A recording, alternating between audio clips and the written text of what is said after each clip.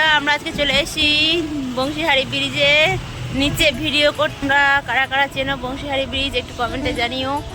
এই দেখো আমরা চলে এসেছি বংশীহারি ব্রিজের নিচে ভিডিও শ্যুট করতে কিছু, তো তাই তোমাদের কাছে তুলে ধরলাম। চলো দেখাই যাচ্ছে সামনে দিয়ে। এই দেখো এখানে বংশীহারি ব্রিজের সামনে চলে আসলাম নিচে দিয়ে। নিচে এসে এখানে দেখো খুব সুন্দর একটা নদী, তার সামনে এখানে আছে ঠাকুরের একটা মন্দির, শিব ঠাকুর আছে, এখানে পুজো হয়। একটা কি সুন্দর একটা গাছ দেখো বন্ধুরা, গাছটা দেখো কত সুন্দর। এখানে পুরোটা ফাঁকা, এটা ব্রিজের নিচে। সামনে কত গরু বাঁধা আছে, এদিকে দেখো গাছপালা, আর এখানে আছে ঠাকুরের মন্দির যেখানে আমরা জল ঢালতে আসি। আছে এখানে দানপত্র দেওয়া যায়।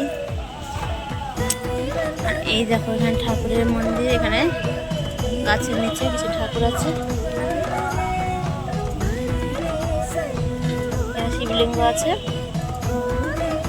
আর এখানে বাবা ভোলেনাথের মূর্তি আছে, শিবলিঙ্গ তার পাশে আছে। আর এখানে দেখো বন্ধুরা কি সুন্দর একটা ত্রিশূলকে সাজিয়েছে, দেখতে পাচ্ছ বাবা ভোলেনাথের মন্দিরের পাশ দিয়ে সোজা এসে নন্দী।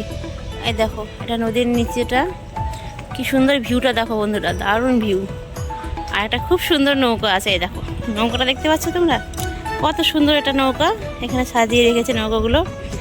এখান থেকে সবাই ওই পারে যায়, ওই পারের লোক যায় এখানে আসে। আর যারা যারা এখান থেকে ঘুরতে যেতে চায় এই নৌকাতে করে যেতে পারে। এই সামনে যে নৌকাটা সাজানো আছে এখান থেকে এই নৌকাতে করে যেতে পারে যারা ঘুরতে যায়। আর এই দেখো কি সুন্দর ফরেস্টের মতো পুরোটা জায়গা, সিঁড়ি আছে নিচে যাওয়ার জন্য।